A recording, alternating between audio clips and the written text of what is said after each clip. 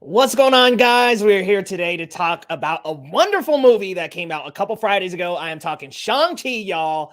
Man, oh man, it is fantastic. Actually, it just came out last Friday. It feels like it's been running for weeks now, but man, this is one of Marvel's really, really well done ones, guys. Like, it's easily in my top 10. A lot of people got it in their top 3. And I would say it's some of Marvel's best martial arts scenes, period. I mean, probably their best. I'm gonna be real with you. Look, I like Daredevil, but it just doesn't have the style that this has. It's completely different when it comes to hand with that. But we got Christian Knight in the house, Matt Wyatt, OP Talks. What's up, y'all? Good to see you. Feel free to join us in the comments, of course, and let us know your thoughts on Shang-Chi, because we'll be talking about that. Box office, also MCU Phase 4, kind of the connecting threads we see going on with Shang-Chi and the rest, and just kind of just a freestyle conversation about Marvel, y'all, and the MCU and just how popular it is. Guys, I was literally buying some coffee the other day and I had this WandaVision shirt on, and y'all, the barista was like, "Hey, is that a WandaVision shirt?" And we just started talking Marvel. The world has turned to Marvel. But guys, I am here to welcome my very special guest, and I'm so glad to have him back on the channel. I'm talking Lo, Marcel's Durden on Twitter. Guys, he's on the Suit Up Geeks. He'll soon be doing some streaming on here too, so I'm excited to chat with him. What's going on, Lo? How you doing, man? Hello. It's a wonderful Saturday over here in sunny California. Always a pleasure to be on the Geekly Goods channel, my friend. Leo's one of the coolest guys I know. Please, everybody chime in, join us. We all love this movie, right? We love this movie. Love, bro. Like, absolutely love this movie. It just is such a step up, and I don't want to say this disrespectfully, but a step up from Black Widow. And I'm not saying that in the sense that Black Widow wasn't good, but this was just on another level, bro. This showed me that Phase 4 has so much potential. Like, there is so much with the future of Marvel, and introducing yet another character nobody really knew about into the MCU, making it such an enjoyable movie and character. Like, we're on the next phase, and it feels good, man. It feels good. Yeah, so I feel like after 3.5 rounds of this film, I was lucky enough to get a test screener like a few weeks back. I feel like this movie's been out forever. Right? But I think what is really underrated about it is that, sure, everyone knows, okay, Shang-Chi's a kung fu guy. It's going to be martial arts action. But in complement to that, we have a fantastical element that, no like no disrespect for the comparison, but I haven't seen this type of like sweeping fantasy since like Lord of the Rings. That intro with the wide battlefield and when we're on the horse, I got goosebumps. I got chills, and the score, the magnificent score that hums in my head when I'm walking around the house. Na na na na na na. Oh my god, it's so good. Oh, dude. bro, and you know, it's and so like, good. So it's just all these like little fantastical elements of things that are familiar to us, but presented in this film as a package is just a joyful experience, like pure joy. Yeah, man, and oh my gosh, I've totally, I've seen it twice now, and I kind of, you get through the movie and you like start, as soon as you were talking about it, I started revisualizing the beginning, and I'm like, holy shit. So, okay, in my screening, the first, it was like a fan screening that happened a couple weeks before the movie came out. Dude, that scene played out up until Wenwu was like right at the gate, right? He blasts the gate with one of the rings, and the fucking movie goes black. And they're like, oh, guys, we got to usher everybody else in. I was like, the first 2 minutes of this movie are fucking awesome. Like the first 2 minutes, I was already like pretty much sold.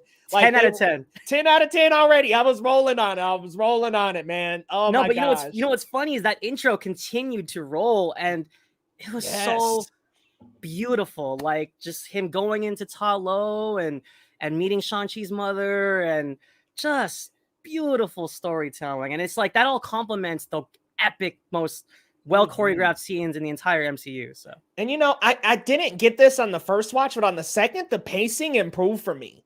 I don't know what it was, but I think it was just having seen it one time and knowing what was coming. In a sense, I started to enjoy it a little bit more, and it feels like this movie kind of doesn't take that many breaks, man. The pacing is just immaculate. I mean, we go from that beginning, that amazing sequence of him riding in, conquering towns. And then we go from that to Ta Lo, where he meets his eventual wife, Shang-Chi's mother. We go from that to him waking up. I mean, it's just like beat for beat, it keeps going. And it is just like a roller coaster ride, man. That bus sequence, though, I'm jumping ahead a little bit. That has got to be some of Marvel's best hand-to-hand period, man. They're like it kind of under like a tunnel at one point, and it's just this long shot that shows them just fighting left to right, and it's tracking with him as he's like judo kicking these guys out of the way, and I'm like, this is another level. Yeah, like man. Marvel has not done hand-to-hand combat like that before. And can I say this with the highest praise to Simu Liu, who is a hell of an athlete and a hell of a martial artist. Jackie Chan would be proud. Like, there was some sequences that just made my heart soar because I grew up with Jackie Chan. A couple of years, a decade or so later, Tony Jaa, and some of these guys that do these things with no stunts and do the things that they could do. There was a moment there where he like took off his jacket, used his jacket as a weapon, and then a few like maybe like a minute or two later, he does this swing around the pole and swings above the handrail where the people hold their hands, and then he lands in the driver's seat. Like, whenever this like comes to home, I gotta rewind that a couple times, put on like slow-mo, because just fascinating. Like, boom, one take like stunt work right there, man. Like, and it's him. The fact that it's him is like that right there is talent in itself, bro. And you don't get a lot of guys that can do stunts like that and be the main character, bro.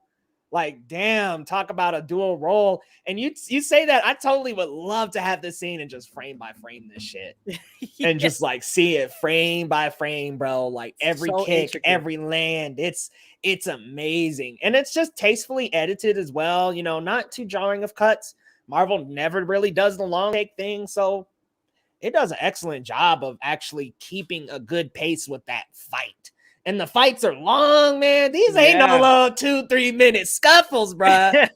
Like, you know what really got me going? Like, I wanted to cheer in the stands. Like, when we get that little pause and like he like looks at Katie, like, all right, when I give you the signal, make a hard right. And then he squares up, like, and then we get the outside shot from outside the window with the boom, boom, boom, with the music in the back. I was like, let's go. And then he kicks the dude out the window. Like, oh my Lord. Like, yes, dude. Yes. Like, just when you thought the fight was over, right? It's like, nope. There's more. Whole other sequence to that, man. Oh my God. And the slow-mo. See, okay, people are starting to be real tasteful with their slow-mo. They're like, okay, we're not gonna pull some Zack Snyder shit, just over slow-mo our stuff. But it's tastefully added when the dude like chops the bus in half, she turns and it just boom, he jumps out of the back half. Amazing, bro. And the score in this movie is like just brilliant, bro. Like those Chinese strings just clanging throughout the song. It's amazing, man. It's some of the best since Black Panther, I gotta say. Like it might be one of their best scores in my opinion. Marvel's, I agree. just period. But we got some people in the house. We got Dives in here. What's up, man? Can we get behind the scenes of Loretto's t-shirt closet? Amen, bro. He's always coming with a fresh shirt. Just be freshed up, man. Shirt game on point. Yeah, Always you're on too kind, 10. Dives. You're too kind. I don't know if people want to see my messy ass closet, but you know. Shoot, I'm trying to get the low collection. All right. The Loretto Fall 2021 catalog, my man. Oh, by the way, speaking of rooms, how cool was the posters on Shang-Chi's wall? But let's get to some comments first. Right, You know, bro. I saw Kung Fu Hustle. I think I saw the Warrior. Kung Fu Hustle was on there? Oh, shit. I see Warrior. I didn't see no Kung Fu Hustle, though. Yeah, if you look again, next to the Outcast poster, which was Stankonia, next to the Stankonia poster, there was Kung Fu Hustle. Oh, shit, bro. Okay, Stankonia or Speaker Box? Oh, why would you do that to me? We're gonna have to bookmark that for an offline conversation. All right. We'll come back to that. Tristan was saying my MCU list: 1 Iron Man, 2 Incredible Hulk, 3 Shang-Chi, 4 Captain America and the Winter Soldier, and then 5 Thor Ragnarok. Dude, nice. I love Thor Ragnarok in there. Shang-Chi number 3. A lot of people are going number 3, like going number 3 or number 3, 4, or 5. I've seen. Honestly, it's impressive for this to be happening with the first Phase 4 movie, technically. Like Black Widow, not really Phase 4. Yeah, and no offense to Black Widow. I mean, I did not like it, but this stepped it up a notch, man. Cranked the action meter to like a 12. And man, the visuals too, absolutely gorgeous. That Crouching Tiger, Hidden Dragon vibe when the mother and the Wen Wu meet, just that dancing with the wind. Oh man, that was another level, man. Like, and I love how it can be mystical, but also just so beautiful. And it doesn't even it feels believable. So I got to ask you, because I saw your Twitter that you saw Hero. I did. What'd you think? Fantastic. Right? Absolutely fantastic, man. And now that you've seen it, amazing martial arts. So now that you've seen it, I mean, the first scene with the mom and with Wenwu, that's very Crouching Tiger, but the scene with Auntie Nan with Shang and she's showing him his mom's forms, that was more Hero for me. Oh, like, for sure. When Zhang Ziyi's in the with the trees and the leaves, and then Maggie Chung is just like spinning the leaves with her sword. Crazy, man. Okay, on that beat, I gotta ask you, because this bothered some people. Did it bother you that they didn't explain like the leaves floating and stuff with their movements? That didn't really bother me that much.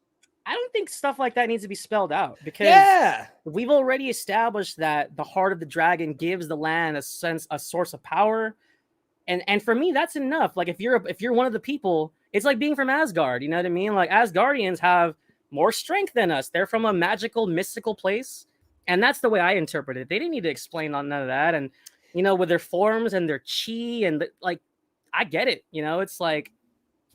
No one really needed to explain the Force. I think Obi-Wan did it once.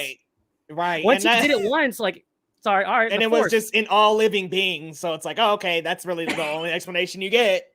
And then for like 9 movies, the Force was a thing. And I was like, there it is. This is in the same place where a giant purple guy with a glove of jewels snapped and half the population disappeared. I don't think we really need to explain some martial arts forms that make some leaves float in the wind. Yeah. But good comment here from Tyler. What up, bro? Best fighting since Daredevil. 9 out of 10, 10 out of 10 for low shirt game. 9.5 out of 10 for Shang-Chi. Look at that, top 5. Lots of love. What up, Trevor? You love Lots to see it, of love. Crazy. it's honestly kind of weird that Black Widow would come out before it. Like, I don't know. I feel like that was such a weird placement. Like, I guess it was almost, it mirrored almost exactly the craze of Loki right after Falcon and the Winter Soldier. It was kind of like you had something that was kind of Marvel formula, and then you had this like crazy thing. And now I'm like, I don't think any of the upcoming films will really be anything they explore that often. Like, we've got Multiverse of Madness. What else? Do you ever get the feeling that they didn't know what to do with Black Widow? Yes. They had no idea where to put it and what to even make it. And what makes it worse is after I saw the film, it felt like we should have saw this like 5, 6, 7 years ago. It felt like right after Civil War, man. I'm like, this should have been right after Civil War. Sandwiched between that and Infinity War. Why did we have to? Thor Ragnarok was great, but I'm like, okay, we could have even had it before Thor Ragnarok. Yeah, it just felt out of place here. And I just feel bad for Scarlett Johansson and even for Florence Pugh, who was incredible. She gets buried now, you know, with Eternals and Spider-Man coming out. Who's going to remember Black Widow? With Spider-Man coming out, especially, bro, a lot of stuff about to get buried. Look, I don't know if I should say this. This might be a bit of a hot take, but Hawkeye, man, you running kind of on the edge, bro. Gonna run right into Spider-Man territory. Not that What If and Shang-Chi has been a problem. So refresh my memory though. When is Hawkeye dropping? Because I don't November even know. something. Let me look it up real quick because I know I don't know the date specifically, but I know it's November 24th. Oh so man, like Dives is spitting right now. I would love to see it. But at the same time, if you go down to his newest comment, I don't want to take nothing away from Daniel Creston. What's his name? Daniel Destin Cretton. Yeah, man, he did a great job. I don't want to take nothing away from him. So if Gareth Evans ever gets signed up by Marvel, I hope he does something. Maybe like a reboot of Iron Fist, maybe. Hey, Leo, I know you want a reboot.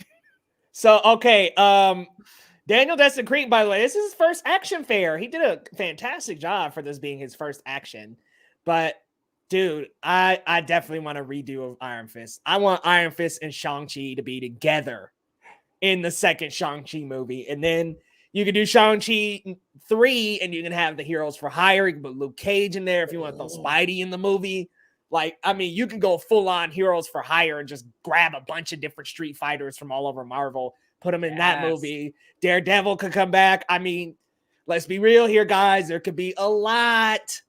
But, you know, I don't want to get the expectations too high. I just think there's a lot of possibilities for bringing Iron Fist back at least. Now that we have the Great Protector, not the same dragon, but he did punch the heart of a dragon. So it would kind of line up with Shang-Chi's. Apparently the dude who played Cole Young in Mortal Kombat was supposed to be Iron Fist, actually. Like, they were really close to casting him instead of Finn Jones. And I think I would have liked that a lot more. Better than whatever the hell Cole Young was. What a disappointment, right? Look, Cole Young doesn't even need to be in the movie, dude.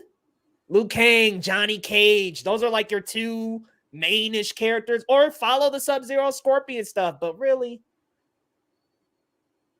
they really had to go there with that movie, but that's a conversation for another day.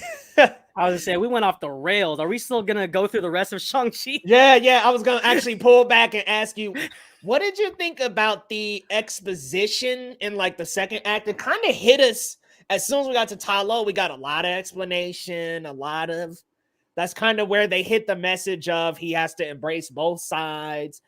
I almost feel like that was a little late in the movie. Like, I would have liked it maybe 30, 40 minutes earlier. I don't know, man. What did you think about that? Because then she explained the Great Protector, and there was like a lot going on with that. Flashbacks of the mother and her style kind of really all hit at the same time and took us off of this martial arts, running away from destiny story. What did you think about that? Oh, I think, okay, so I would have gave this film a 10 out of 10 if it wasn't for that particular section going into the climax of the film. I know Michelle Yeoh needed more screen time because even as it stands, I don't think she got enough screen time. But for real, that story with the wooden figures on the wall, that was beautiful. But I think that probably would have been better placed, like you said, towards the beginning, and maybe have the mother tell that story. And yes. give it some more weight. I mean, that intro was already beautiful. If we would have got some of that Great Protector stuff very, very early, I wouldn't have had an issue with it. So exactly. Sandwich it in the beginning as we're setting up and establishing Wenwu taking over all these countries. And like, it could be once the mom like kind of explains all this to Shang-Chi in a conversation, include that. You have the heart of the dragon. The Great Protector helped our village thousands of years ago. Boom. You got it out the way. Right back to the alarm clock. And you're right back where it's all good. Like, because when you throw that in so far in the movie, you're kind of wasting valuable time in the second to third act with all this setup and exposition. And it's like, all right, Wenwu could have got here already. Like, that's kind of where some movies tend to fumble the bag a little bit and just have either it's too much exposition or the story just drifts into a different direction. It's like, man, they would have set all that up and just gave us maybe even shave off a few minutes and just give us that Wenwu versus Shang-Chi. Would have liked that. Okay, I'm jumping ahead again. I apologize. I'm so all over the place. But I have to ask your opinion because we've talked about this extensively online. But after having seen it 3.5 times, how do you feel about the Great Protector? Because I know we've had the conversation that maybe not as necessary, but still a great visual fare. What'd you think? Right. So, okay. I'm a lot more warmed up to the idea of the Great Protector. And upon my 3.5 viewing, I don't hate it, but I still have some issues. So my thing is, one of the reasons why it threw me off initially was you walk into this movie, or at least I do, as a big Tony Leung fan. I'm all about the action, the martial arts. I wasn't walking in here expecting a kaiju fight of this big ass tentacle dragon getting chomped up by another dragon. And I swear for a second there, I didn't know what the hell was happening for a second.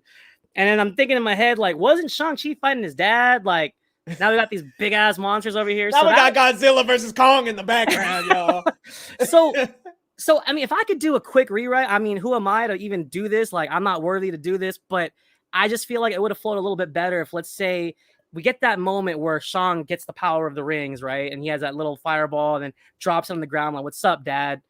I bested you.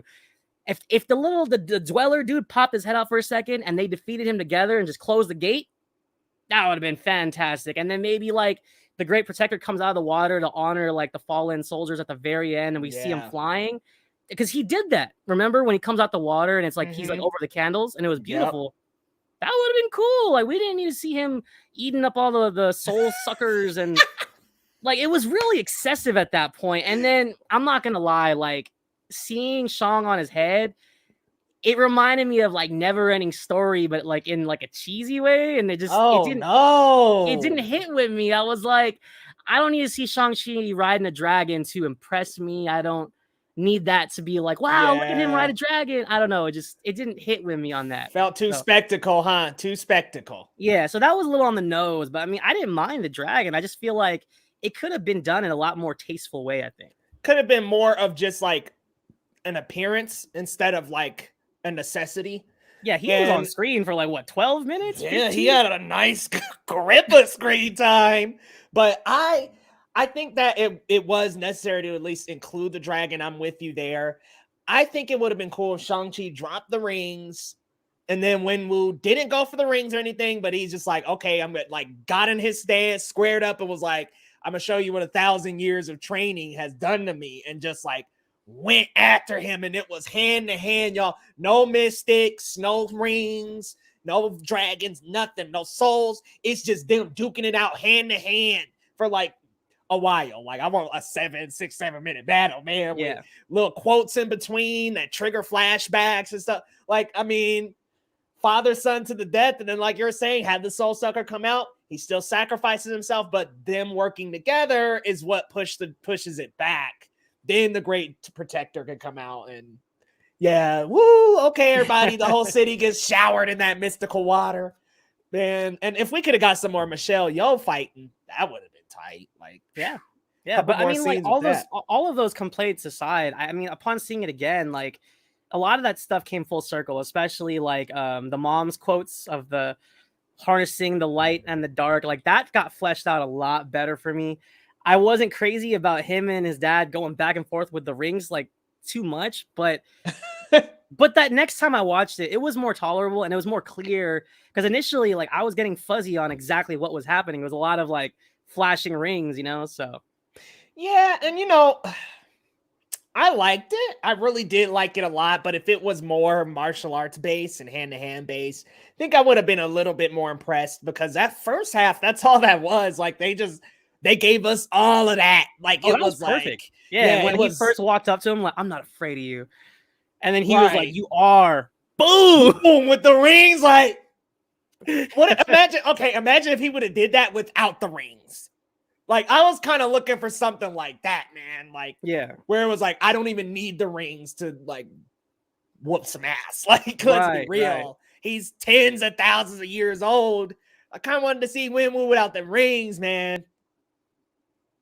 Give us a couple of sequences where he's just no rings, choking people. Like when they went into the compound after the mother was killed, they went into that rival compound. I'm like, what if he didn't even have the rings on and just like beat the crap out of them? I think the rings gave it a little bit more weight, though. You know, like the way he smashes the table, and that dude hits the wall with like the force of like 10 megatons. And he walks over to his body and just blasts him with a ring blast. Like I'm like, holy that hit the point home for me. So I didn't mind that part. If he would have done that still, but then it was mostly hand to hand. Would you have been a little bit with that? I think we're on the same wavelength with that. I mean, I could always use more Tony Leung. So yeah, amen. So let me round it back out to the story, like in its entirety. Like, what did you think? Because it does kind of take a little bit, quite a turn in the second half. I mean, it's kind of just like, somebody on the run from their destiny in the first, and then it becomes about embracing both sides of your destiny in order to defeat the evil of the land. How did you feel about them kind of switching up a little bit and it taking a bit of a turn in that second half? Would it have changed it for you at all if maybe it wasn't as much exposition towards the end there? Like, let me know about the story. What did you think? Are you talking about like entering Ta Lo? Yeah. So just like story as a whole, like how did you feel about the story? Well, movie? For me, as much as it's like it feels like a left turn, like from some Jackie Chan straight up street fights to we are going into Lord of the Rings again. Like, it feels like a left turn, but the way that it was done was very satisfying for me. I really liked the moving maze, and I thought that was a really cool way to like let us know, like, okay, this is not a normal place.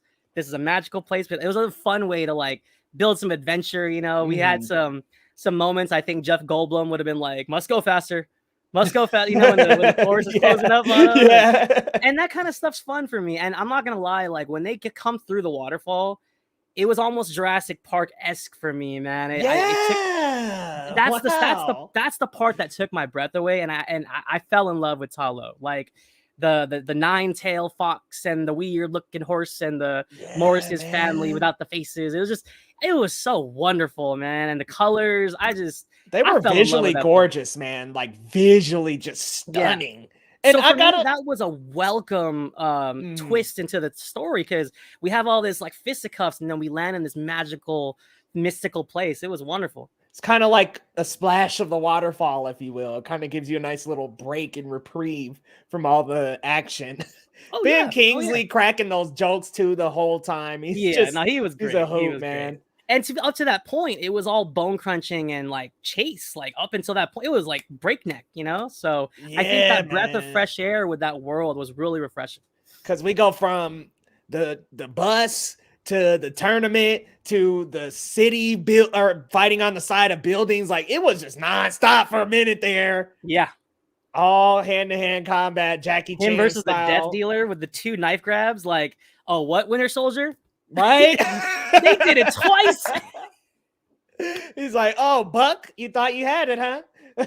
And it was way more intricate because they were like in the middle of fisticuffs and he just grabbed it like mid form. Like, shit was just clean too, man. He snatched that away, man. Got death dealer on his knees and shit. I'm like, this kid, man, Shang-Chi is the master of kung fu, and it's so believable. Like the thing about him and Iron Fist, they're supposed to be like 1 and 2, gun and gun, and it's like you couldn't believe that in Iron Fist at all. But this is a good question from Dives. Shang-Chi doesn't need the rings to channel the Great Protector. I didn't think it was interpreted that way because he was underwater when the Great Protector came out.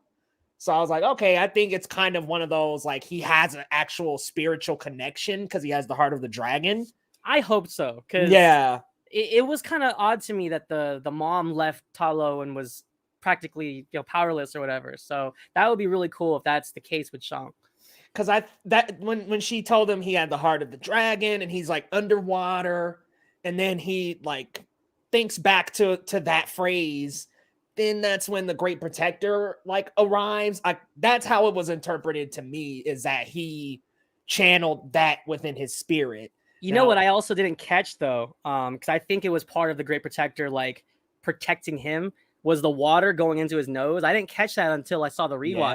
Yep. And you see the water going to his nose and his mouth, and I guess maybe it was protecting him from drowning or whatever. Like, I would think so. Putting some like an essence in him, whatever. I just thought that was really cool the way the CG on that. So really visually pleasing. Hey, Tristan brings up a funny thought too, man. Which one? John Cho? No, to be honest, the Ben Kingsley.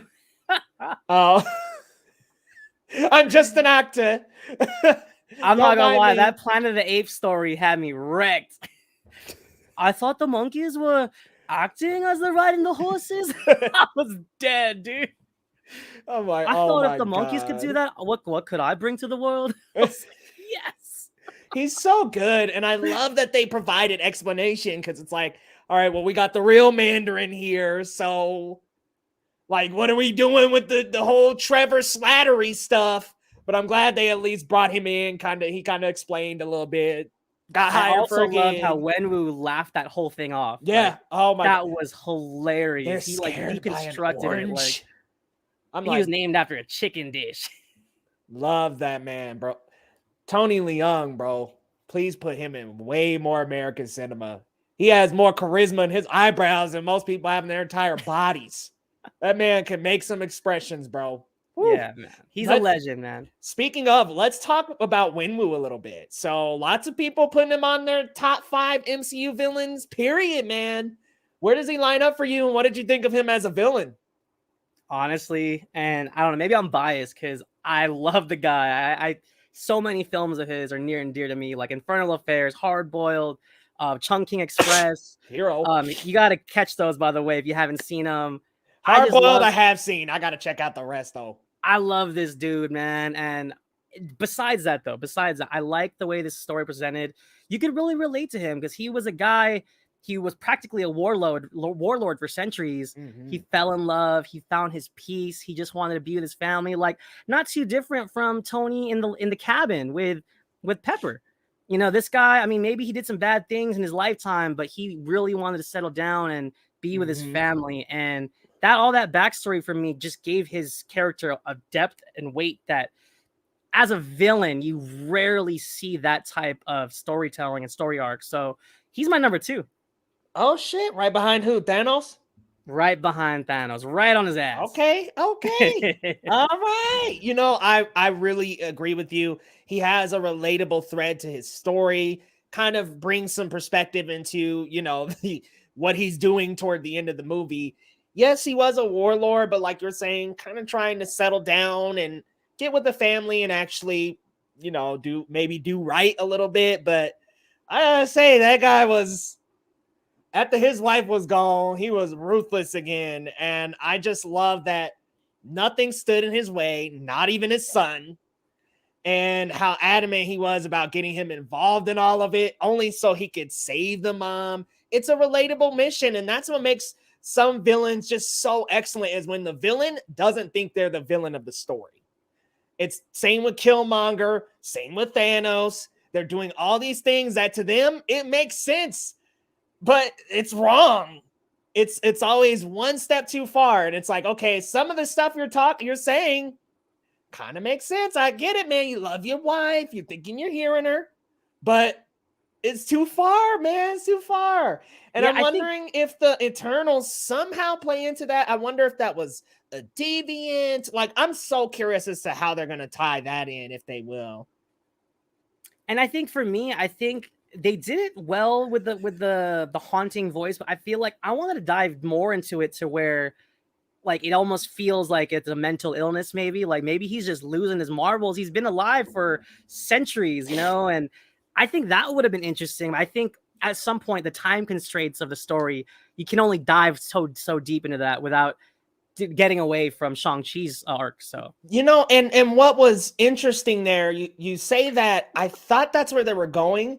Yeah, dives is sorry, that here. comment. He And says Steve's is so make but it yeah, I'm sorry. Go make ahead, it Leo.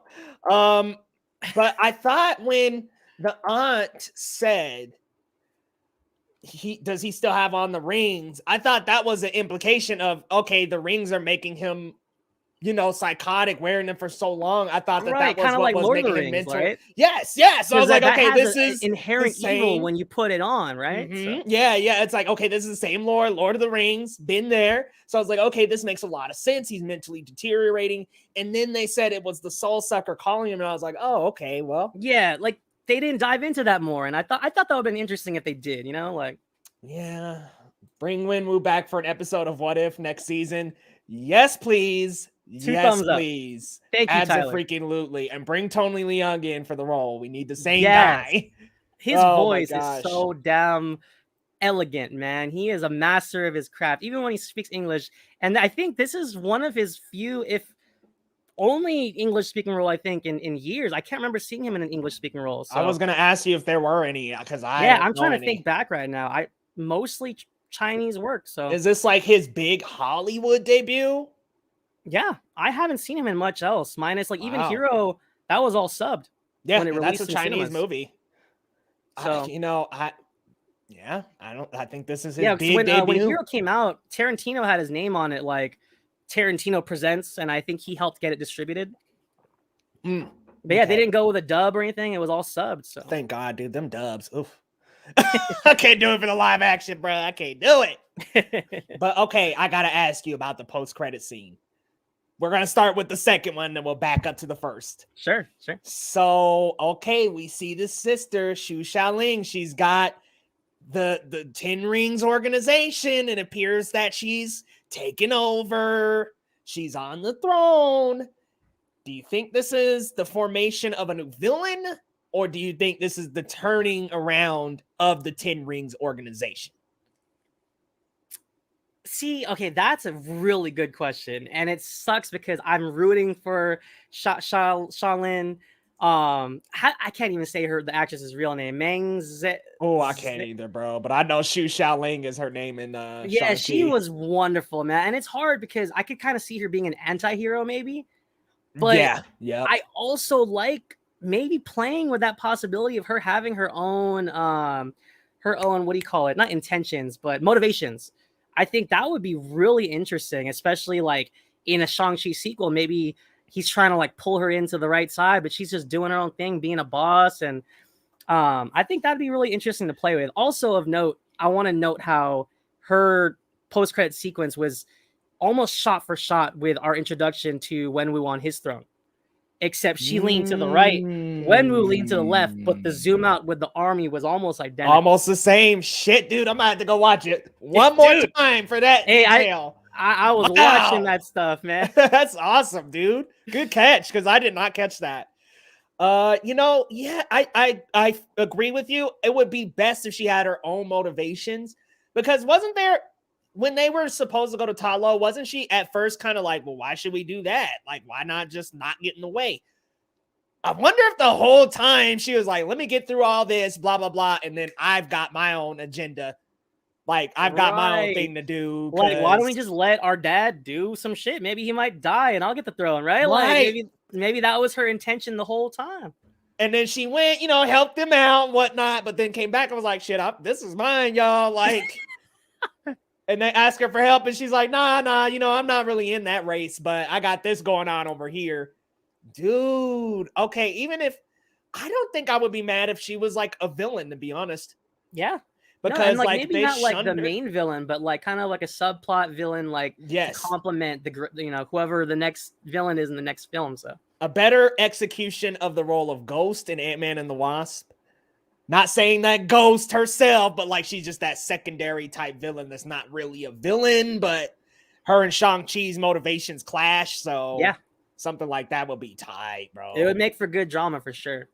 Especially if she's like on a mission and like they don't even know they're gonna meet up with each other, but they end up in the same place, same time against one another. Oh hell! Can I also mention that when they were fighting in the big viral fight cage, I loved how, I mean, first of all, she's beating the shit out of him, but second of all, they do this little like tussle on the ground, and then Shang has a fist at her nose, like, "Will you stop hitting me?" That's cracked me up because it reminds me of like, you know, when you're like kids and it's like a brother sister, like you know, you're picking on your little sister or something. It's like, you better stop it. I could beat the shit out of you. It's such like a sibling thing to do, like big brother to little sister type of deal. Right. And then she knocks him out anyway. Did you hear the producers actually had him fart in front of her so that they could have more energy as brother and sister? Really? Oh, like to kind of get on her nerves or something like that? Yeah. Just to establish that kind of siblingness. Oh, okay. Like, okay. Wow. Okay. That's one way to do it. Yeah. He's like, they're like, fart. I would join her army as well, Tyler. She could do whatever she wanted with me. I'm just going to say that, put that out there. So Trista here, 1, Agatha, 2, Obadiah Stane, 3, Eric Killmonger, Wim Woo for 4, and then 5 for Blonsky. That's a bold list. Really bold, especially putting Agatha up top there. Wow. Nice. I think Blonsky's underrated. I liked his take on Abomination.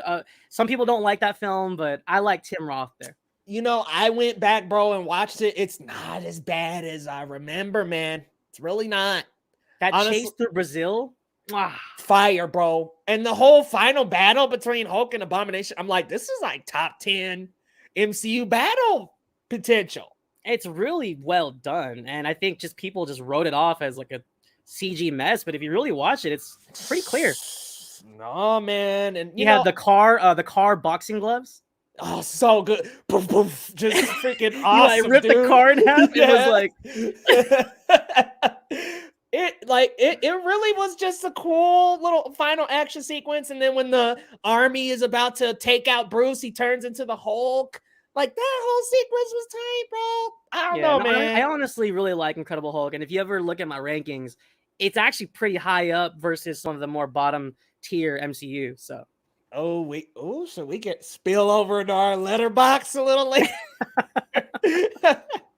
But okay, let's back up to that first post credit now and talk a little bit about like what was going on there. So, oh my gosh, like I'm glad to see so many characters back, man. But Wong has been getting so much love in the MCU lately, and I am so here for it. I mean, he was in What If, the No Way Home trailer, Shang-Chi.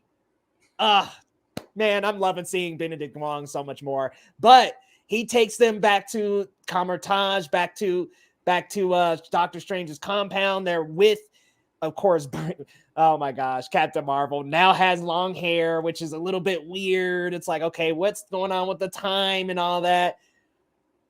I like her, man, but I just not a big fan of her as Captain Marvel. But that's a conversation for another day. And then Bruce Banner's back as not Professor Hulk. Interesting things going on there. But not only that, it appears that the 10 rings seem to be something far beyond what they thought. It's nothing Captain Marvel knows about. It's nothing that Wong knows about, which is weird considering all of the information that he has access to. He doesn't know what that is. Neither does Captain Marvel. Of course, the Hulk doesn't know. Bruce Banner has no idea. What is this beacon, bro? And what does it potentially mean for the multiverse, do you think? So I have a couple of things. So initially, like my first reaction offhand when they're examining, like when he pulls up the hologram and we're looking into the 10 rings, my first thought was, because this is what Marvel does, Eternals. Like I just felt like somehow, some way, he's like, your dad had these for 1,000 years, and it's like I thought when we saw the time jumps in the teaser for Eternals, that was where my mind went. But I took it a step further because I'm also wondering, like, maybe this is not even like in their timeline from where those 10 rings are from. And I think that would be really interesting. What if it's from a completely different universe, but it's in this universe that we are seeing on screen? I think that would be really interesting, but also kind of might be a little convoluted, but that's just where my mind went when I first saw it. So. You're not alone here. OP as well thinks that it could be a calling to the Eternals about the deviants, like a signaling beacon that the deviants are going to happen. I got to burst your bubble there a little bit, though, OP. They did say in the trailer the Thanos snap is what triggered the deviants to come back.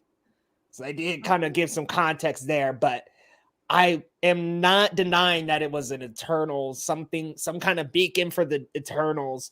I almost wonder, because when I saw it and I saw like the visual, it kind of looked like Loki did, the end of Loki with the multiverse and all the branches. I'm wondering if that at the end of Shang-Chi, the end of WandaVision, the end of Loki, and Strange doing the spell and No Way Home is all happening at the same time. I'm wondering if the killing of He Who Remains and also the spell and what's going on with Loki, and then also the Shang-Chi ring thing. I wonder, like when he did the Kamehameha whole little wave on the dragon, I wonder if all four of those events triggered the multiverse opening up, and that beacon was like a signal that like the multiverse is about to happen, like it's about to like right. And maybe all of these convergences are what, because remember, it's like the teaser was like, oh, you guys have stayed away for so long, why now, right? Right. And you know what's interesting is I never thought, you know, what was it, 13, 14 years ago? I can't count right now. But when Iron Man came out in 2008, yeah, it was like 14 years ago, right? Mm-hmm. Never 13. Would I thought, like what you just said, like, so what happened with WandaVision? What happened with Loki and He Who Remains? And what happened with Shang-Chi? What if this is all at the same time? Can you believe that sentence is like a thing right now? Like, I'm just like taken aback by that. Like, that's where we're at, and it's amazing. And like we have Doctor Strange and the Multiverse of Madness coming. Like, I never thought we'd be here. It's just like, you know, it's like the Paul Rudd, like, look at us. Right. Who would have thought? Gosh, man, that new episode of What If with him is just an absolute joy. Oh my God. I lost some weight. Didn't the Jarhead remind you of Futurama? I'm like, look at them biting off a fox real quick. I'm a big Mars Attacks fan. Oh, so that's what it was for you. Yeah, so for me, it was Pierce Brosnan when he's like hanging by his head. Oh my God. Oh, Tyler saying it's Mephisto that triggers the multiverse. Look, man, Mephisto. Every single time. I'm telling, man, look, I was on the train when the No Way Home trailer came out. I was like, that's Mephisto. Look at the sign behind Tom Holland. It was like something like the devil's in the detail or something. I can't remember what it said, but there was just this sign talking about the devil hides or something. I'm like, look at that. Can I say it wouldn't make sense, but can you imagine Kevin Feige and his crew like laughing, like, we're going to dangle this one in front of them for like 10 years. Like, what if he just doesn't come? What, the Rob Boner thing? I'm not putting it past him, hell. Oh, that, I don't even want to talk about that. That had me mad. I'm not even front with you. The Reed Richards stuff was a little bit icky for me too. I'm like, how y'all gonna talk about this mysterious engineer and then right. Yeah, that was a little bit of a reach, but I think that's just the excitement of the weekly mystery, right? That was kind of fun. Dude, WandaVision, man. I gotta say this, bro. I feel like I have to every stream. The best Marvel's done this year for me. I respect it. Best. Like it just theories coming back, the mystery of the week, the different sitcom genres and vibes and shows that they bit off of. Man, also the cast, I feel like that show easily could have flopped. But you know, Catherine Hahn, Paul Bettany, and Elizabeth Olsen, they really great. Tiana Pierce poured themselves into these roles. I'm sorry, Jimmy Woo. Randall Park. Yeah. Like they poured themselves into it. Really made an entertaining series. It easily could have flopped. Yeah, man. I can't wait for Tiana Paris to be back in the Marvels. That second Captain Marvel movie. That's gonna be give me all the Marvels. Miss Marvel, Captain Marvel, and now Monica Rambeau. Like, let's go. What up, Luke? Welcome to the stream, bro. I see you dropping in. Imagine Avengers World Breaker, directed by Destin Daniel Cretton. World Breaker Hulk fight the new Avengers. Man, that would be not a good thing for the new Avengers. That's all I'm gonna say. Like, World That Breaker would Hulk will actually break be an the shit out of interesting them. storyline, or even like a straight Planet Hulk before we see any of that stuff. Like a I thought Planet that's Hulk kind where he of. just is king. I thought that's where Thor Ragnarok was going. Because I Yeah, mean, well, that's that storyline. That's Planet Hulk. see, that's why some people don't like that movie. But you know, And I was okay with the changes, but like, yeah, if they marched in there and like Hulk was like the king of that, bro, like I thought that's where they were going with that. right? I was like, right. is Hulk like, did he take over this planet? And then imagine he just gets mad at Thor for them all leaving him behind, ends up attacking and shit. Like, bro, they would be ready for Hulk at Planet Hulk level with all that radiation. And they wouldn't be ready for him, bro. He'd be a boulder, man. They'd be the Avengers be taken out in like 5 minutes, bro. Woke up every day to watch WandaVision, then go speculate with my friends. Dude, it was it was kind of like Saturday morning cartoons. That was the phenomena that WandaVision was. It was just like you get up and you talk to all your buddies about the theories and possibilities of next week. And I feel like they haven't hit that again. Hey, Loki, to be fair, like you, me, and all of our other like friends and creators, we were up at like midnight, 3 a.m. Like, oh, here we go. Here, and it's like it's the middle of the night. Like we were just up, like watching, like. Bruh, did you do that for any of the other ones? Because I've been doing that like religiously. I did a little bit for Falcon the Winter Soldier because my hype level was high, but I had some issues with it. I decided to like, I could probably wake up in the morning to watch it. So, and we didn't live stream any of those on the Suit Up Geeks channel. So, yeah, I would have loved to do the finale, but we just didn't it didn't work out for our time schedules. So, y'all did a few Falcon and Winter Soldier episodes though, right? Yeah, but we didn't do like a live reaction because we did that for WandaVision. So that was so good, just so good. So I guess we can kind of talk a little bit about Phase 4. How do you think it's going so far? I mean, with all the shows we've seen, I guess we won't count Black Widow, really. Shang-Chi, you think we got a promising future?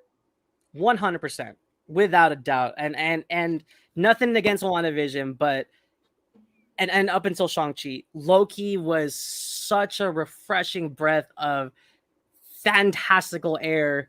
I feel like I've used that word like 5 times this stream, but I don't know how else to explain it because that just spoke to me. Seeing the multiple Lokis, seeing the TVA, like that first shot in episode 1 where, you know, Mobius was like, yeah, this place isn't exactly like normal. And they look out the window and it's just, you see the endless like buildings of what the TVA is and that planet where Sophie and Loki are you know, that's the moon's coming down. It's like an apocalyptic. It's incredible, man. It just really took me away. I really, really liked Loki. I loved everything that show gave me, and of course, Jonathan freaking Majors, who's one of my favorite actors.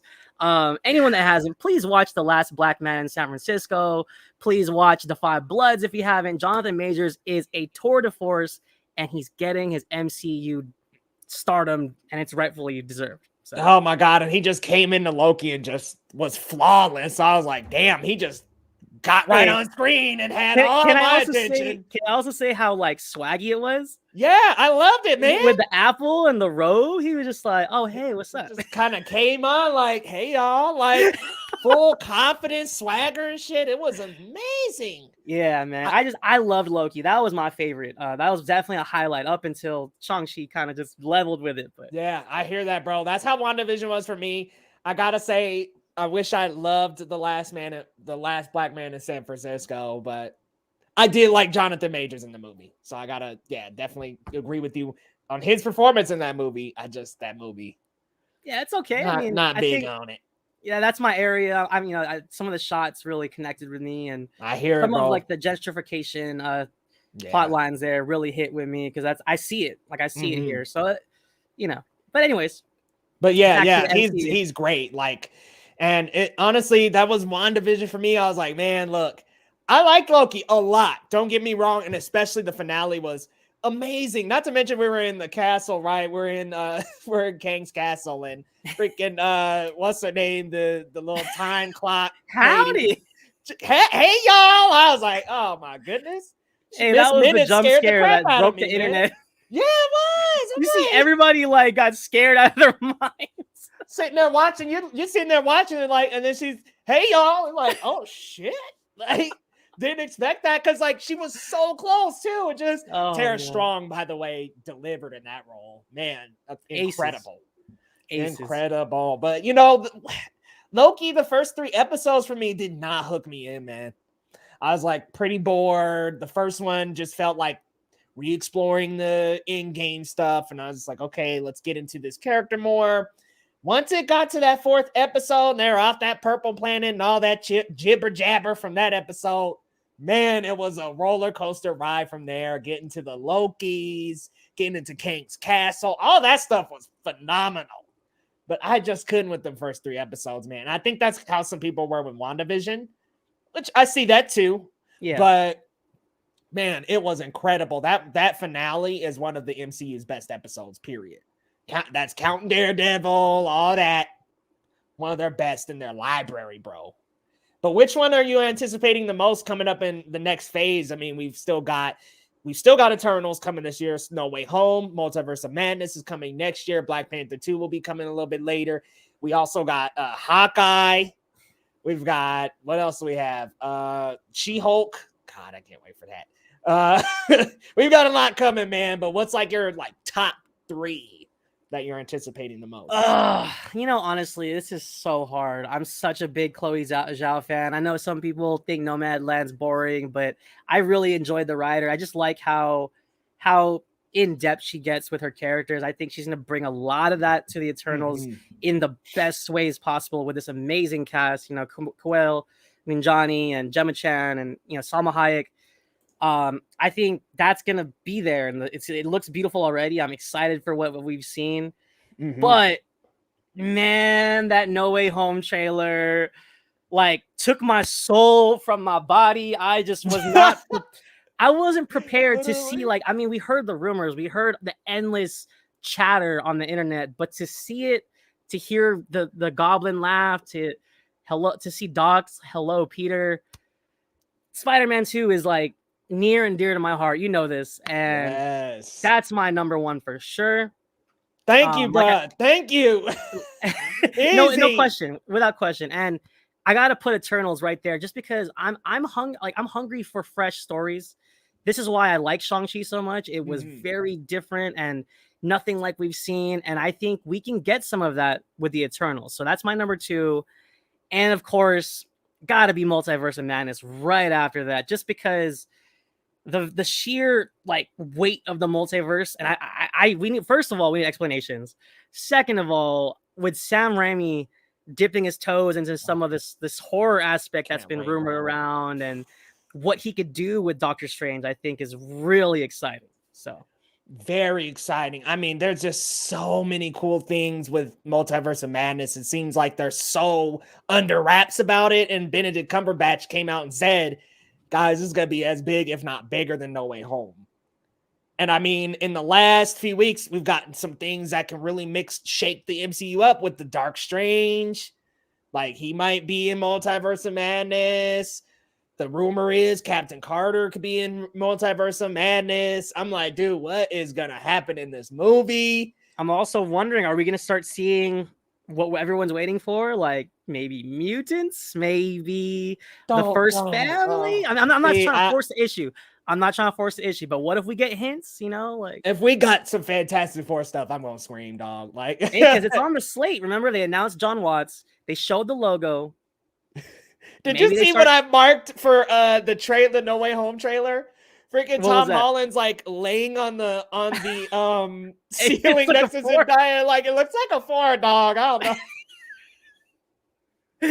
Come on, John Watts is the director of Fantastic Four. He's just dropping some hints, y'all. That's it. Hey, a little small reach. I think Quantumania might be what introduces the Fantastic Four, since Kang will be in Quantumania, and they might make the quantum realm the way that they get there.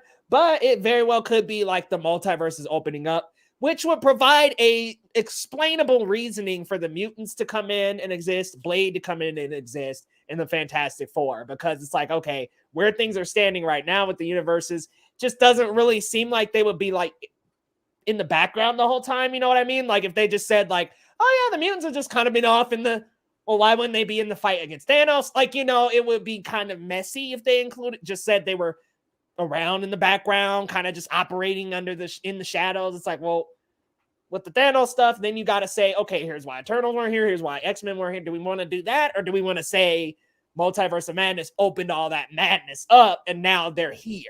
Right. See, I was kind of thinking WandaVision because she's in the same location as Miss Marvel.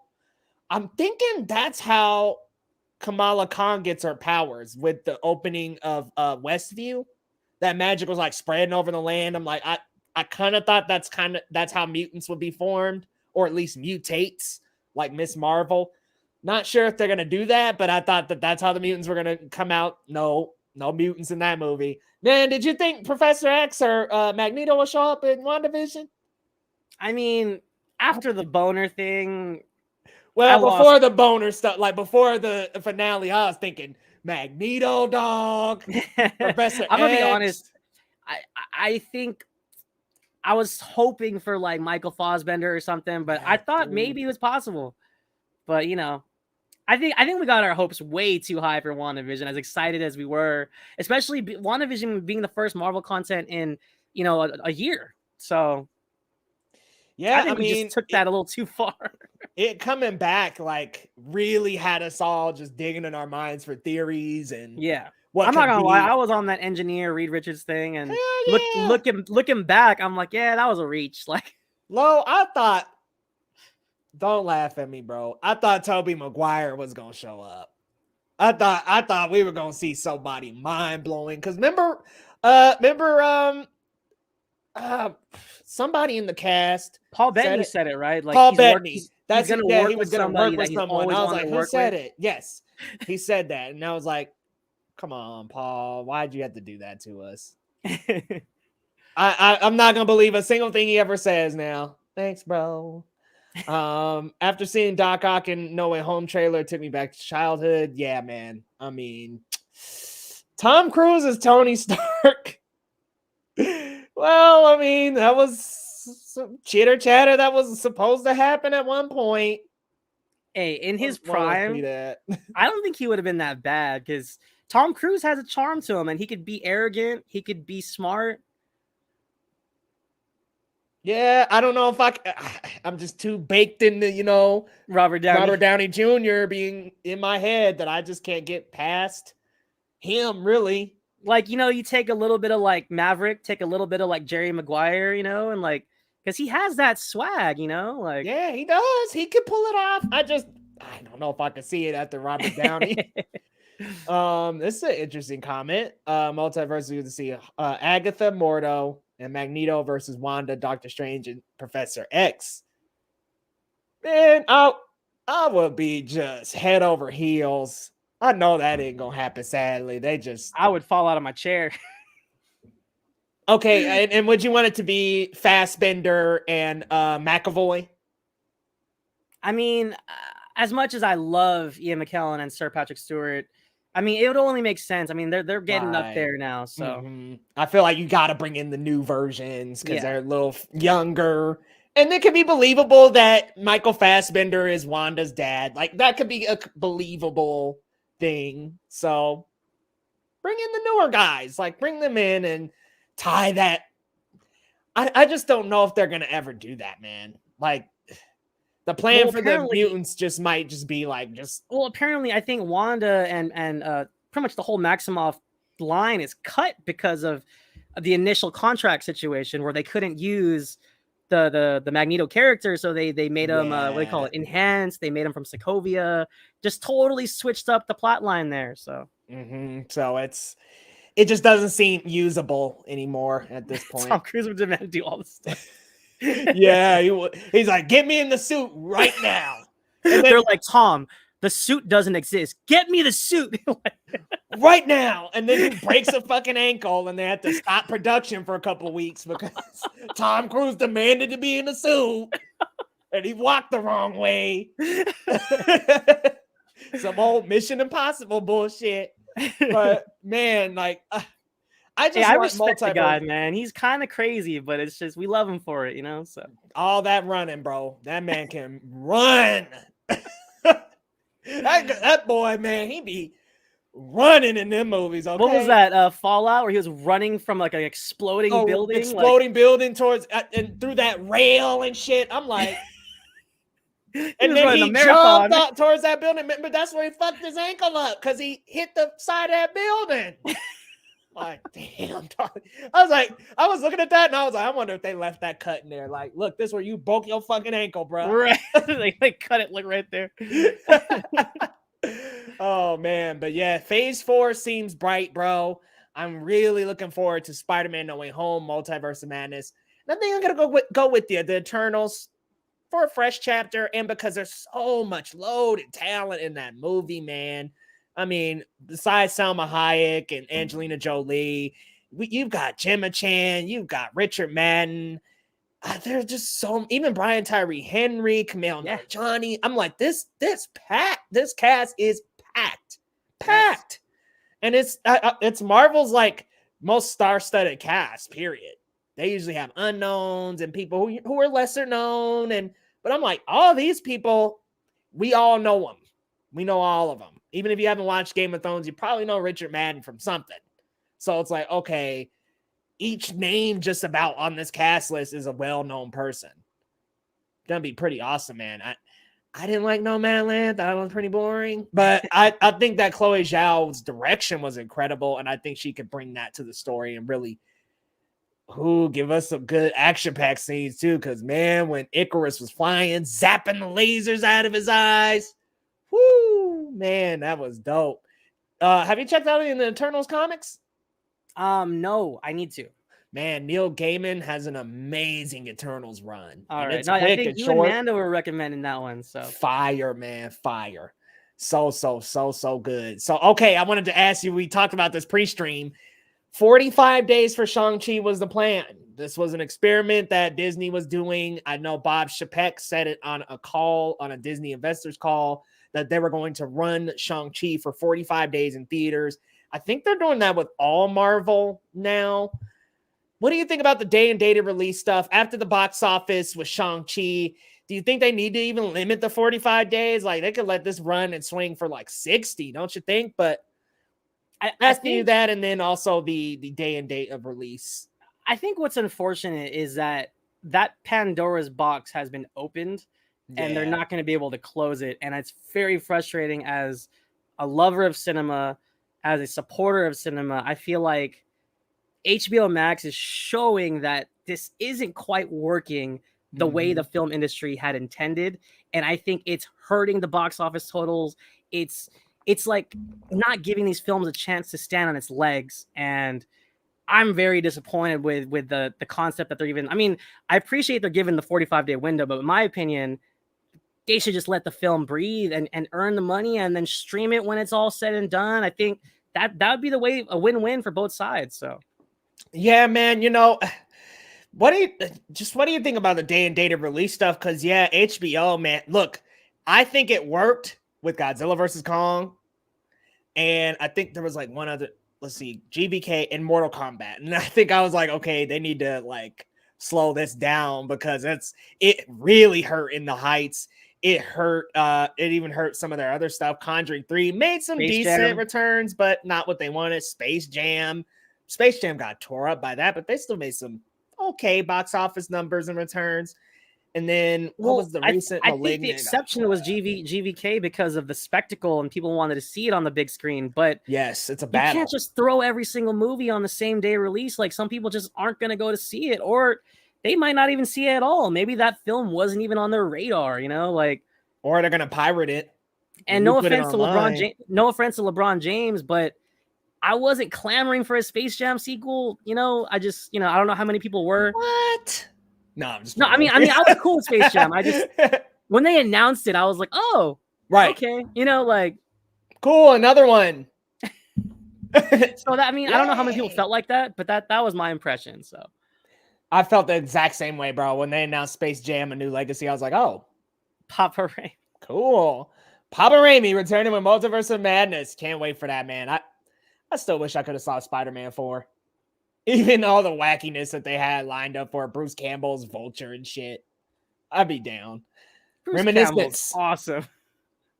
Yeah, he is. God, Ash versus Evil Dead and all them Evil Dead I movies. feel bad for Hugh Jackman, but from what I hear, that film was not savable. Did you watch it? I almost, I was like this close, but you and Gabe kind of scared me off. So It was so boring. really, So boring. Yeah, there's nothing, there's no redeemable qualities. Like the fact that Rebecca Ferguson and Hugh Jackman and Thandie Newton were in it, I think it's sort of a redeemable quality. yeah, I was gonna say I like Thandie Newton, so that was not kind of disappointing. I was happy to see her back, but underused character. It's too much about the relationship between Rebecca Ferguson and Hugh Jackman's character and not enough about the lore of the world being drowned and shit and the technology that they're forced to use now. I'm like, let's explore some more of that, but it's very much centered on that relationship. Okay. Bit of a missed opportunity. So it's like surface level exploration of the cool theme. Yes. And then the rest is just, yeah, let's show you about how obsessed Hugh Jackman is over a woman he dated for a couple months. Like, come on, man. Malignant, yep. Another kind of missed. But we were talking about that, Tyler. You liked it? You like Malignant? No, I thought you liked it. Oh, I did, but it was like a miss in the box office. Well, I mean, see, that's what I'm saying. Like, I don't even think people knew Malignant was a thing. No, the marketing was non-existent, bro.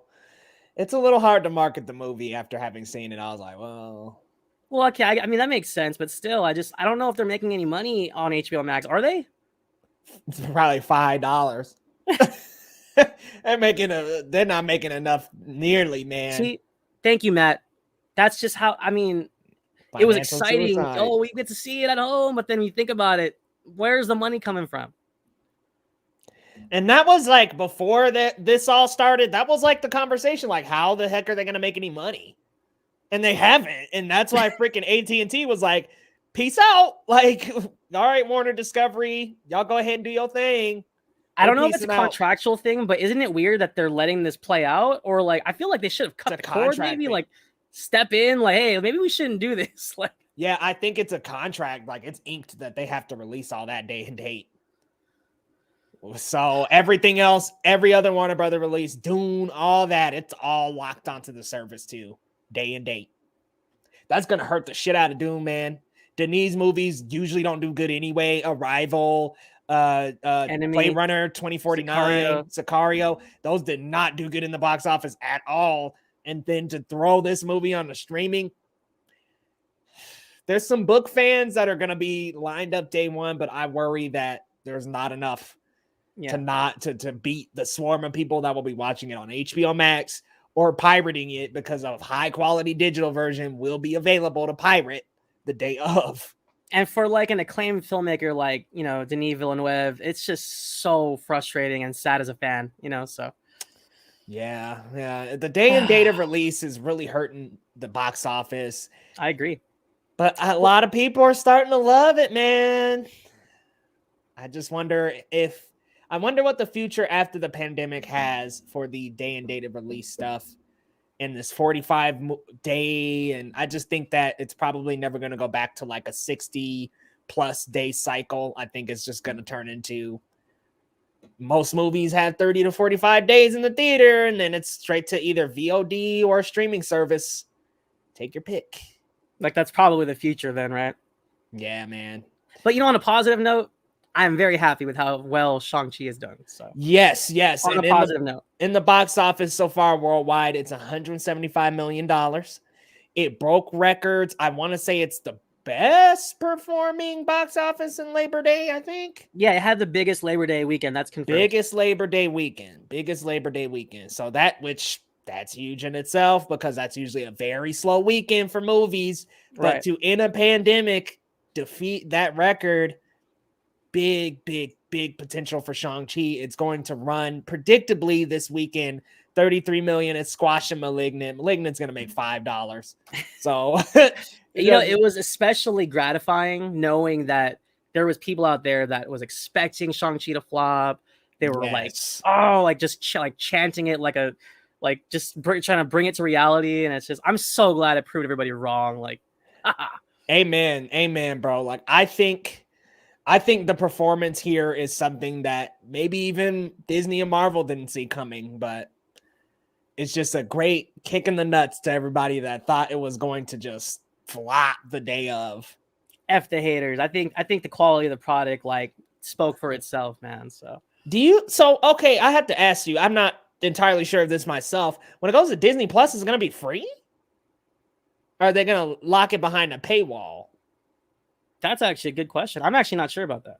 Because I That's heard worth looking into for sure. say, yeah, and I don't think he confirmed. And I'm like, okay, are you going to keep charging people? Like, are we going to be like, okay, it goes to Premier Access now? So that might be a blunder because who's going to pay $30 when it's been out for 45 days? Or they got okay, you right. They got to put it on the platform for free. Yeah, so they got to. Okay, man. So where's Shang-Chi lining up in your Marvel rankings? All right, so after 3.5, man, it's sitting comfortably and strongly right behind Black Panther at my number 8 spot. Dude, I got it at number 8 too. Hey, it cracked my top 10. The top 5 is so like hard to reach, but it almost got there, man. Minus some of the writing issues I had earlier, but it really was a magnificent film. It made me so happy.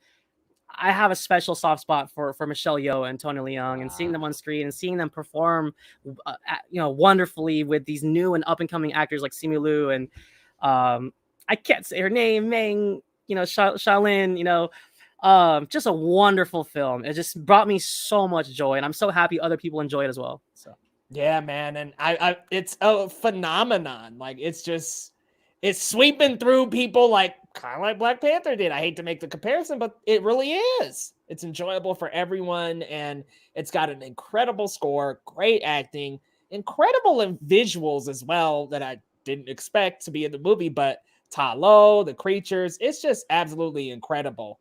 And I had to put it in my number 8 too. I think I have it ahead of WandaVision right now. One other thing I wanted to note that I didn't really touch on earlier was that first 10, 15 minutes didn't even feel like a Marvel movie. I felt like I was watching a grand epic from released in China or something. There was no English dialogue. It was all, and it was very organic in its storytelling, and it was honest, and loved it. Yeah, we got Tristan here with it in his top 3. Respect it. I respect it. I'm glad people enjoy it so much, honestly. By 2022, Warner Bros. Will put movies in theaters for 45 days. They already done inked a deal with Regal. They're starting this now, Matt. Is it Regal or AMC? One of the theater chains they already inked a deal. 45-day runs. Man, Ryan, I am not going to allow this type of disrespect for Spider-Verse. He trolling. Nobody asked. Down there trolling. Amazing Spider-Man 2 is not better than Spider-Man. Comment off the screen. No way. Damn, no Fat way. Nipples. Okay, so show-wise, what's your most anticipated MCU upcoming show? That's a good question. I gotta go with She-Hulk, bro. So gotta go She-Hulk. I'm torn right now because Moon Knight's coming. There's a part of me that's really excited for Moon Knight because of Ethan Hawke, because of Oscar Isaac. I love Oscar Isaac. That man does not get enough quality work. He gets work, but he doesn't get enough quality work. Really excited for Moon Knight, but also Blade's gonna be a series too, right? Nah, Blade's gonna be a movie. Okay, Blade's gonna be a film. Okay. Oh, if that was a series, that'd be my number 1, man. Damn, that's tough for me. But yeah, I would say Moon Knight and Hawkeye's there, but I feel you. I don't know where it's gonna stand in with where we're at in our storytelling. I don't know what it's gonna be. I don't know what it's gonna show us, but I'm excited to see what it is. So. Let me look it up real quick. I think it's 6 episodes. Yeah, 6. So that will run it into No Way Home, and really nothing else. It would kind of have some room to breathe after that. Oh, you know what? Forgive me. I'm actually excited for Ironheart because I have no idea how they're going to present that to the screen, but it'd be lovely to see this incarnation of the Iron character. So Riri Williams, bruh. Y'all ain't ready for that one. Shit, she's an amazing character. I don't see an episode count. Oh man, I'm thinking it's gotta be. Ryan's trolling right now, man. He's just trying to make us mad. Gotta be 6. Yeah, Shang-Chi is not bottom tier MCU. No way. See, everybody wants wants Iron Fist, but recast him, please, or bring in Jessica Henwick, I think is her name, bringing the girl who played Colleen Wing. Totally cool with that. Bring her in as the new Iron Fist. I almost my heart almost fell out of my chest when I saw her in Matrix Resurrections, man. She looks not only does she look bad, but she's just like flawless. Like just that blue hair. And she looks strong. Like I don't know if she's like running up walls and shit. I'm like, is she a program? Like, I don't think she's part of their crew, right? Like, I don't know, man. Dude, okay. Totally off topic. That was such a confusing but delightfully confusing trailer. Like, shit, I was so happy to be confused, Lo. I was like, what is going on right now? You know, I think that's what we needed, though, because I wasn't sure about what this was going to be, but it gave me reassurance that it might show us something new. It might bring us something different. So, I don't know. We'll see. It looks refreshing, bro. Like, it does. Like, just... It does look, and I heard some people was like, oh, it's beat for beat The Matrix. That's just the trailer, though. I'm cool with the trailer looking like that and some beats from The Matrix, but doesn't make us mad. Like, The Matrix, for me, is one of my favorites of all time. So, rehash the entire Matrix with modern technology, and I'd still be happy. Hey, Yaya looks good too, though. Eternal's going to do. He had the double submachine guns. Like, oh my god, it's amazing. It's with the suit. I was like, oh, he's got to be. Well, he's confirmed that he's Morpheus. Yeah, he already came out and said, "I'm like, damn, he could have saved that." He was handing out pills. I was like, okay. Right. Like, you got that red, blue, dog. We back. All right, bro. So yeah, we're gonna just kind of wrap up here, but let me know just like your overall thoughts on Shang-Chi and where you're sitting at with it in the MCU. I know you said at 8, but just let me know your final thoughts, my friend. Yeah, so I mean, if I had to do my rating, I hate how you can't be more specific with the stars and Letterboxd, but I gave it a 4.5 star, but in reality, it's more of like a 9.75 for me. It's almost okay. I'm sorry, Lo. I gotta ask you something real quick. I apologize to cut you off. I apologize. It's okay. It's a 9.75, but it's 8 on your MCU list. Well, to be fair, like the first 3 or 4 or 5, they're 5 stars flat. Okay. Flat out for me. So, but like I said, minor gripes, like very minor gripes. Like I'm nitpicking because I care. I just wanted it to be where I felt like it could have been. It could have been a 10 for me, but it missed the mark by like a hair. If you look at it like a dartboard, it's just like off center of the bullseye, man. So, wonderful choreography, the best fight choreography in the MCU. I've watched it 3 times now. I keep watching it, and I will keep watching it like a year from now. Analyzing these fight sequences. It was something we needed, especially for me as a martial arts fan. I grew up with Jet Li. I grew up with Jackie Chan, and it warmed my heart to see this, So I'm so happy the film is being successful. We got a lot of top 5s, top 3s on the internet right now. I'm overjoyed with it, man. And I can't wait to see more of Simu Liu and, the rest of the crew. So, yeah, man, like I'm so excited to see more Simu. He just is such a stoic character in Shang-Chi. And I loved him reaching his full potential by the end of the movie, even though he was already like a badass and already just like, I mean, he has taken out his dad's guys and just like, he didn't lose in the movie once. So I'm like, all right, this dude is like a martial arts champion, essentially. He only lost against his sister. That's it. I think that fit him though. If he ever faltered or lost, that would have affected our perception of him, and we needed to see that strength, in my opinion. Ryan could beat Shang-Chi though.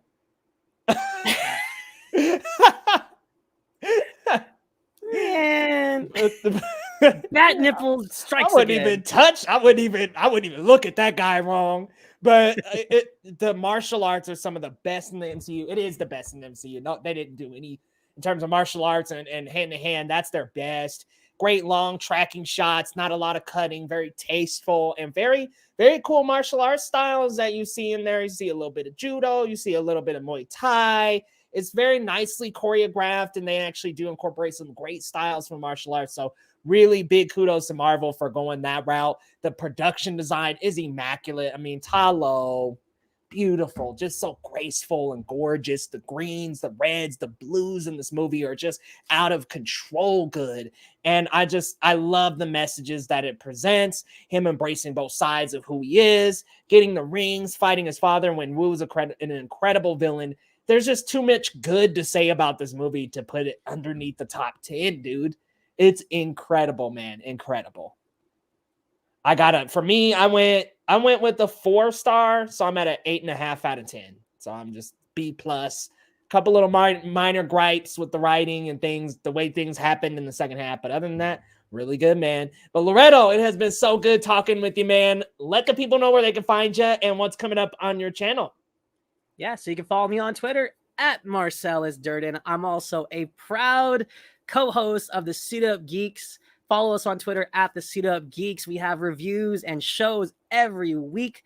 We have a versus series where we pit 2 films against each other. We just filmed The Raid versus The Raid 2. Check that out. Earlier today, we did a Spider-Man ranking. I unfortunately was at work, but the other 3 co-hosts of Suit Up Geeks did an awesome job putting together this hot take Spider-Man ranking. So you can check that out on YouTube. Follow us on YouTube and like and subscribe at the Suit Up Geeks. We have a comic book movie draft happening next Saturday. It's going to be epic. So stay tuned for that. And thanks for having me, Leo. It's always a pleasure, man. I love being on the channel. Love your work, man. Hey, man, love having you on the channel. It's always such a pleasure to collab with you, Loretto. Whenever you want to come on, let me know. But guys, stay tuned. We got a lot coming up on Geekly Goods. Definitely the next episode of Titans, y'all. If you've been tuning into season 3, this is easily the best season. Y'all, the stuff going on with Red Hood right now, chef's kiss. We've got that coming up. Also, we will have coverage for Doom Patrol. I want to say that's not this Friday, guys, but that'll be next Friday. And then movies here and there. There's all kind of stuff coming up, y'all, especially on the 24th. We will also have Visions coverage dropping. There'll be a review for that September 21st. So, guys, stay tuned to that because that looks like Star Wars crossed with anime looks like the biggest dream come true for a lot of geeks. So I'm sure we can all geek out and talk about that. But guys, thank you so much for coming to the channel, checking out the stream. If you're new, hit that subscribe button and definitely go check out the Suit Up Geeks, and we'll see you next time.